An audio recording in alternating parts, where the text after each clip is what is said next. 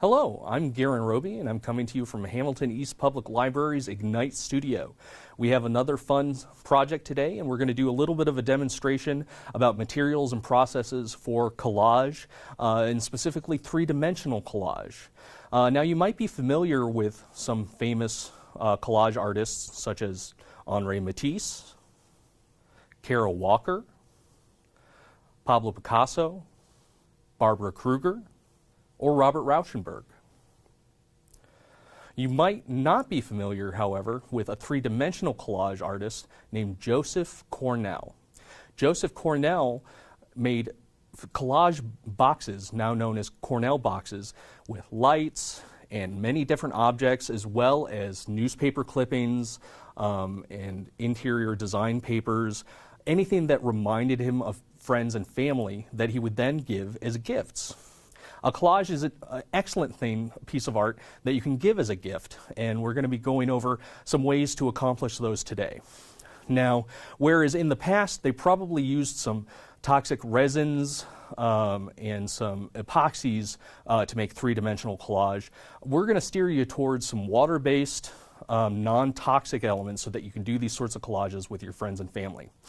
The first one we're going to talk about is Mod Podge.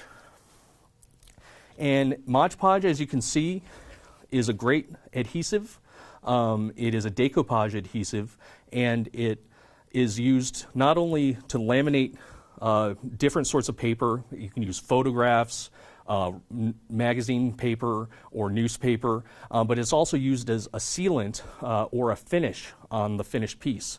So you can see that it has a uniform texture over the top of the painting. For more three-dimensional effects and something that has a bit more structural integrity, you might go to an option such as FlexBond, which is a theatrical adhesive that allows you to add more three-dimensional elements to a canvas. And you can build it up into layers and build up a lot of good texture, and then use it to laminate into the surface things such as twigs, leaves, anything that might suit your fancy. So now that I've shown you a couple of examples, let's dig into how the workability and how these things actually work. So I'm going to grab a little bit to begin with of Mod Podge. And at home, you can just use a paper plate or something of that nature to use as a palette to put it down. And then you can use a foam brush or just a simple painter's brush to apply it to the surface. So I'm going to pour it on my palette. With Mod Podge, a little bit goes a long way. And then I'm going to work, beginning with tissue paper. The great thing about tissue paper is that when you add the Mod Podge to it or wetten it or moisten it, it becomes somewhat transparent.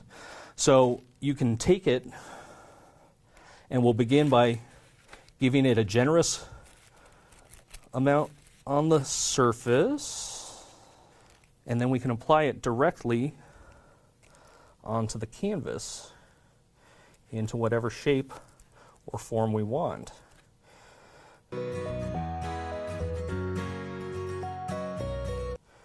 And then because it's a finish, you can go ahead and add some over the top and seal in all these nice textures, which will add highlights and depth to the surface of your collage.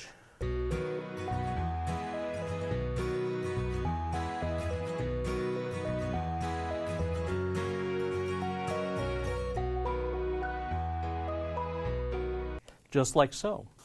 So the next thing we're going to go over is some more three-dimensional aspects. And this is the fun part because you can add so many different things. We're going to go ahead and take some of our FlexBond, and we're going to apply it directly to the canvas. And you'll see it has kind of the consistency of Elmer's glue, but it is not quite the same material. So with that pool, I can take things like marbles, and beads, buttons, all sorts of things that you can add on there, and you want to make sure that you're doing it on a flat surface. If you have an incline, obviously it's going to be easy for it to slide down and drip and for the objects to fall off. But if you do it on a flat surface like this, it allows gravity to be your friend, and then it can stick down directly into the glue.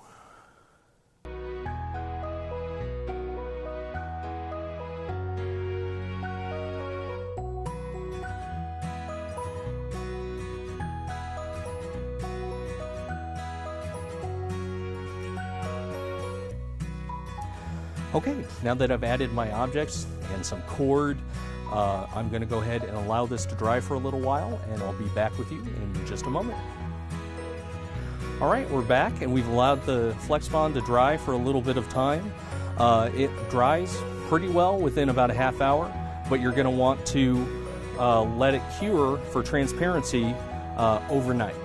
So as you can see, the marbles and everything are embedded in there, and everything is quite secure, and